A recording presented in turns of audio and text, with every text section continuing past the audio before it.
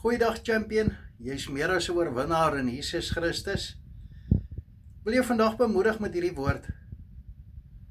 Jy weet ons almal het vyande, veral as jy 'n pad saam met Jesus stap. Ons weet nie altyd wie ons vyande is nie, maar Jesus leer vir ons aan die einde van Matteus 5.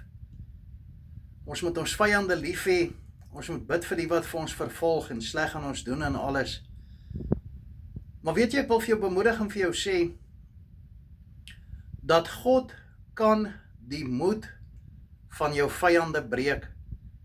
En ek wil hê jy moet gaan kyk wat staan in Joshua 5 vers 1.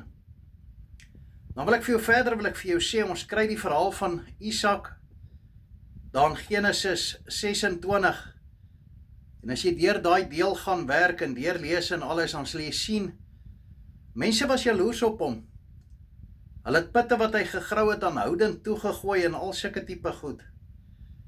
En op 'n stadium toe sê hulle vir hom, ons kan nou eenmal sien dat jy 'n geseënde van die Here is.